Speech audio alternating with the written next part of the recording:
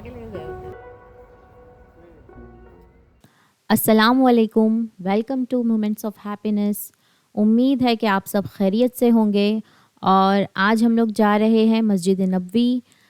पिछले वीडियो में मैंने आपको बताया था कि कैसे हम लोगों के साथ मदीना में होटल का स्कैम हो गया और वो फेक बुकिंग निकली, जिसके चलते हम लोगों को आनन फानन में यहाँ इतने दूर लेना पड़ा एयरबीएनबी, जो कि हम लोगों को पहले तो बहुत ही मुश्किल डिसीजन लग रहा था, लेकिन फिर अल्लाह का शुक्र है, देख सकते हैं आप लोग, काफ़ी अच्छा, खूबसूरत और बहुत ही प्लेजेंट वेदर है और बहुत ही अच्छा एरिया है ये। मुश्किल सिर्फ इतना है कि मस्जिद नबवी यहाँ से 15 टू 20 मिनट्स का रास्ता है, लेकिन क्योंकि मस्जिद का एरिया है और हम लोग ड्राइव करके जाते हैं, इसलिए हम लोगों को कम से कम 40 मिनट्स टू 45 मिनट्स लग जाते हैं पहुँचने के लिए। लेकिन एक बार हम लोग घर से निकल जाते हैं तो फिर काफ़ी टाइम वहीं पर स्पेंड करते हैं, तो दिन का ज़्यादातर वक्त वहीं पे निकल जाता है और रात में फिर आते हैं यहाँ पर आराम से सोने के लिए। तो जैसा देख सकते हैं आप लोग, ये ट्रैफ़िक, और ख़ास करके जब फ्राइडे हो, छुट्टी का दिन हो यहाँ का, तो उससे भी ज़्यादा ट्रैफ़िक मिलता है, हद से ज़्यादा ट्रैफ़िक होता है। और साइड में ये जो बैनर्स देख रहे हैं आप, ये मदीना शरीफ में जो ज़ियारत की जगह है, यहाँ पर विज़िट करने के लिए। तो इंशाल्लाह हम लोगों ने भी इरादा किया है कि जितना हो सके आज के दिन में हम लोग ज़ियारत भी कर लेंगे। 3 दिन का ही स्टे था, उसमें भी थोड़ा टाइम हम लोगों का रेंट अ कार वगैरह में उस दिन वेस्ट हो गया, इसलिए रात में लेट पहुँचे और अगले दिन थोड़ा हम लोगों को तबीयत भी ठीक नहीं लग रही थी, सफ़र की थकान और यहाँ के वेदर की चेंज की वजह से तबीयत थोड़ी नासाज हो गई थी। लेकिन इंशाल्लाह जितना हो सके उतना देखते हैं, फिर इंशाल्लाह अल्लाह से तो यही दुआ है कि फिर से आना हो यहाँ पर। वैसे भी इस मुक़द्दस शहर में जितनी भी बार आओ कम है। जैसा कि मैंने आपसे कहा कि ड्राइव थोड़ा लंबा है, लेकिन आज अल्हम्दुलिल्लाह रास्ता इतना ट्रैफ़िक नहीं है, रास्ते में काफ़ी साफ़ रास्ता मिल रहा है हम लोगों को कि हम लोग आराम से निकल पा रहे हैं। फ़र्स्ट डे जब हम लोग आए थे उस दिन बहुत मुश्किल पड़ी थी हम लोगों को यहाँ से क्रॉस करने के लिए।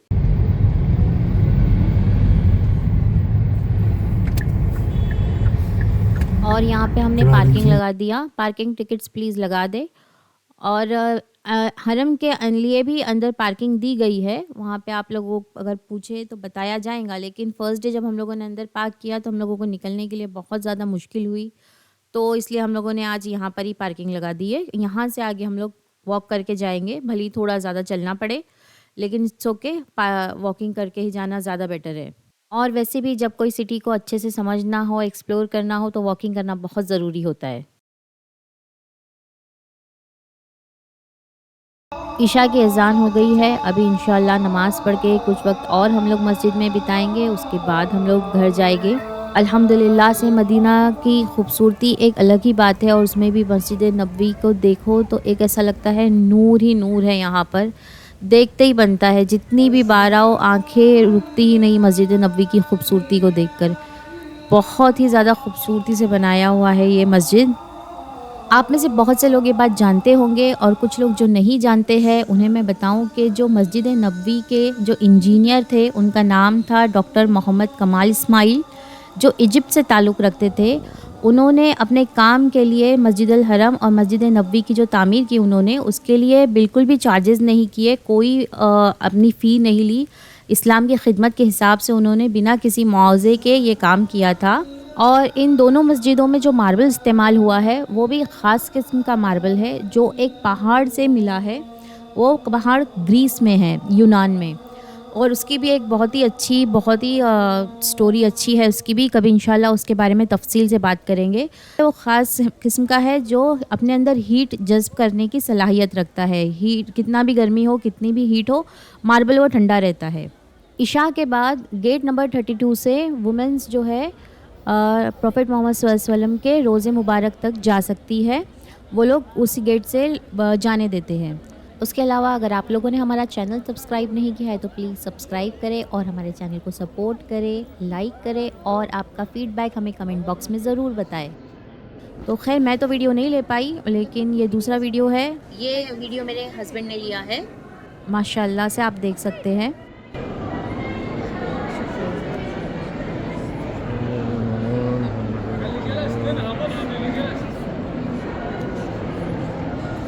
ये जो जालियाँ नज़र आ रही है इसके अंदर ही रोज़े रसूल सल्लल्लाहु अलैहि वसल्लम है, जहाँ पर हमारे प्यारे नबी आराम फरमा रहे हैं। साथ ही उम्र फ़ारूक रज़ी अल्लाह ताला अन्हा और हज़रत अबू बकर सिद्दीक़ रज़ी अल्लाह ताला अन्हा की भी कब्रें हैं अंदर। और हमारे प्यारे नबी सल्लल्लाहु अलैहि वसल्लम पे लाखों करोड़ों सलाम। ये साइड बीच में है, भाई को पकड़, भाई को पकड़। और आपको ये जो सिल्वर प्लेट नज़र आ रही है, कहते हैं कि यहाँ पर हमारे प्यारे नबी सल्लल्लाहु अलैहि वसल्लम का चेहरा मुबारक है।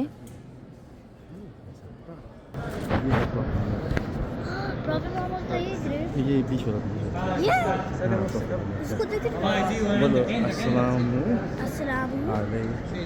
या रसूल अल्लाहुम्मा सल्ली अला सय्यदिना मुहम्मदियो। मदीना मुनव्वरा इस्लामिक हिस्ट्री से एक भरपूर और मुक़द्दस शहर है। यहाँ पर बेशुमार मसाजिद है और ऐसी जगह है जो इस्लामिक हिस्ट्री के लिए बहुत ही ख़ास अहमियत रखती है। उम्मीद करती हूँ कि एक दिन हम ये तमाम मुबारक जगहों की ज़ियारत करें। आमीन सुम्मा आमीन। जैसा कि आप लोग देख रहे हैं, ये मस्जिद अबू बकर सिद्दीक़ रज़ी अल्लाह ताला अन्हा के नाम से जानी जाती है और यहाँ पे इसके बारे में लिखा गया है, ये मस्जिदुल मुसल्ला के इलाके की मसाजिद में से एक है।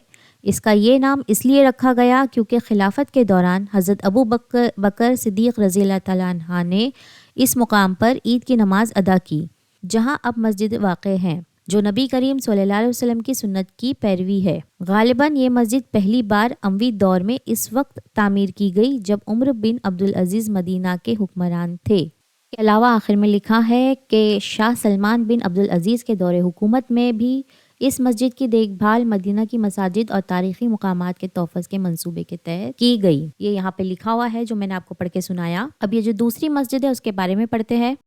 तो यहाँ जो लिखा है उसका ट्रांसलेशन मैं पढ़ रही हूँ। अल मुसल्ला मस्जिद नबवी के जुनूब मगरिब यानी कि साउथ वेस्ट के जानिब वाक़ एक चौक को कहा जाता है, जिसे पहले अल मनाखा के नाम से जाना जाता था, जो कि मदीना का बाज़ार था। इस चौक में कई मुकामात पर नबी करीम सल्लल्लाहु अलैहि वसल्लम ने ईद उल फित्र, ईद उल अदा और नमाज इस्तिस्का यानी बारिश की दुआ अदा की। इसके अलावा नबी करीम सल्लल्लाहु अलैहि वसल्लम ने इसी जगह नजाशी बादशाह यानी हबशा के बादशाह की गायबाना नमाज जनाजा भी अदा फरमाई। मस्जिदुल मुसल्ला को मस्जिदुल अल गमामा भी कहा जाता है, क्योंकि रवायत में आता है कि जब नबी करीम सल्लल्लाहु अलैहि वसल्लम ने यहाँ बारिश की दुआ की तो एक बादल यानी गमामा ने आप सल्लल्लाहु अलैहि वसल्लम पर साया कर दिया ताकि आपको धूप से महफूज रखा जा सके। माशाअल्लाह। ये मस्जिद अमवी दौरे हुकूमत में उमर बिन अब्दुल अजीज़ के दौर 87 to 93 हिजरी में तामीर की गई। सऊदी दौरे हुकूमत में इस मस्जिद का खुसूसी ख्याल रखा गया, इसकी तारीखी तर्ज तामीर को बरकरार रखा गया और मुख्तलिफ अदवार में इसकी तज़यीन और आराइश की गई। ये मस्जिद बादशाह सऊद बिन अब्दुल अजीज 1373 हिजरी, शाह फहद बिन अब्दुल अजीज 1411 हिजरी और शाह अब्दुल बिन अजीज 1434 हिजरी के दौर में भी मरम्मत की और बहाली के अमल से गुजरी। बाद शाह सलमान बिन अब्दुल अजीज़ के दौर में भी इस मस्जिद को दोबारा बहाल किया गया। उम्मीद है कि आप लोगों को जो मैंने ट्रांसलेशन पढ़ा वो समझ में आया होगा और आप लोग चाहे तो अगर जिन्हें अरबिक आती है वो भी पढ़ सकते हैं और इंग्लिश में अगर आप चाहे तो पॉज करके पढ़ सकते हैं। और यही बात होती है, यहाँ पे ज़ियारत करने के लिए जाओ तो एक दिन में मुकम्मल होना तो बिल्कुल भी मुमकिन नहीं है, कम पड़ जाएगा दिन, क्योंकि इतनी जगह है मुख्तलिफ किस्म की और इतनी ज़्यादा इसकी रिच हिस्ट्री है। हर चीज़ को फील करो तो महसूस करो तो अच्छा लगता है। यहाँ पर ये है, वहाँ पर वो, तो इसलिए हर जगह पर एक मखसूस टाइम, एक पर्टिकुलर टाइम देना ही पड़ता है। और जैसा कि आप लोग देख रहे हैं ऑलमोस्ट रात हो गई है, तो अब हम लोग यहीं से खाना खाएंगे और यहीं से घर जाएंगे। मोस्ट ऑफ़ द टाइम हम लोगों के रास्ते में एक बंगाली रेस्टोरेंट पड़ता है, तो कभी कभी हम लोग वहाँ से भी खाना ले लेते हैं। वहाँ पर राइस और फ़िश करी, दाल वगैरह के ऑप्शंस रहते हैं। लेकिन आज बच्चों को बोर लग रहा था वो रेगुलर खाना खा के, तो हम लोगों ने सोचा यहाँ से ट्राई करते हैं। ये पाकिस्तानी रेस्टोरेंट से हम लोगों ने लिया है, जहाँ तंदूर की रोटी है, चावल के, राइस के भी ऑप्शंस थे यहाँ पर, लेकिन आज हम लोगों ने ये खाने का डिसाइड किया।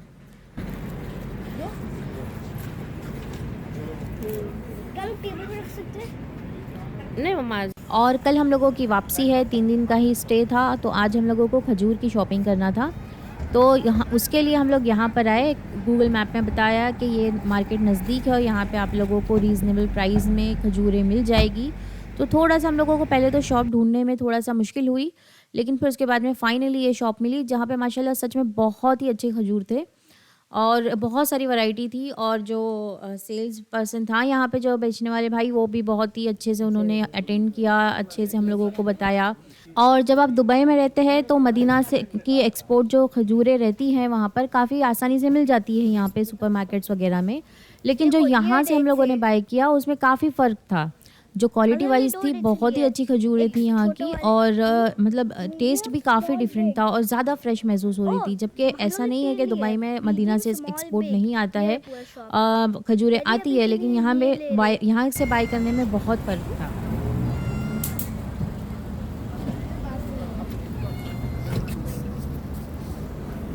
और डेट्स लेने के बाद पता चला कि हम लोगों का जो बैगेज है वो हमको कम पड़ जाएगा, क्योंकि हम लोगों ने काफ़ी सारी डेट्स बाय कर ली है, तो उसके लिए हम लोगों को एक बैग लेना पड़ा एक्स्ट्रा। तो हम लोग जिस रेस्टोरेंट से खाना लेते हैं, बंगाली रेस्टोरेंट से, उससे जस्ट लग के ये शॉप थी बैग्स की। वहाँ पे हम लोगों ने काफ़ी सस्ते में बैग ले लिया और वहाँ पर हम लोगों को ये प्यारी सी कैट नज़र आई जो भूखी थी शायद।